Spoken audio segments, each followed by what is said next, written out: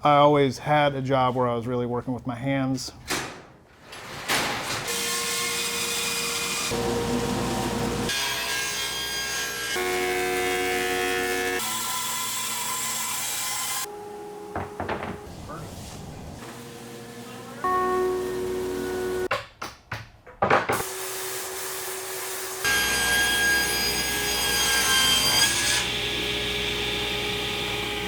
We're Woodology.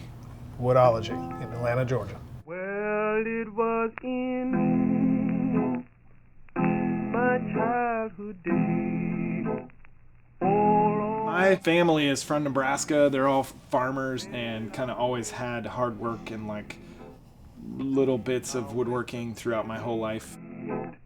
Now I'm a savior. When I was a kid, I was heavy into skateboarding. And at that time, that was before there were a lot of skateboard parks around, so we built all of our own ramps. And so that was my first experience with just doing anything with wood. I just love wood, but specifically working with it, I love how like every piece of wood is different. So like you can see grain and it behaves differently than another type of wood, and it just, that's always fascinated me.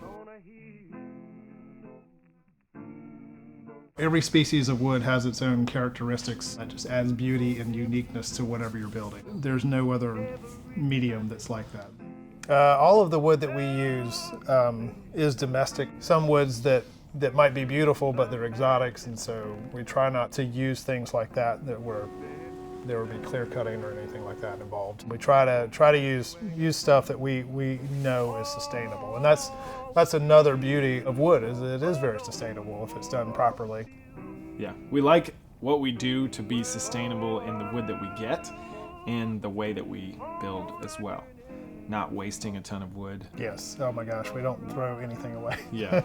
Most of our work is built in, so it's wood that we're purchasing. But then some of the work that we do is with like reclaimed stuff that we either pull out of dumpsters or houses that we're working in, or just get from people who are getting rid of it. I really do like pieces that are like natural wood. I think countertops are probably my favorite. I love doing furniture, specifically tables, just because it's a place where families gather, where people gather.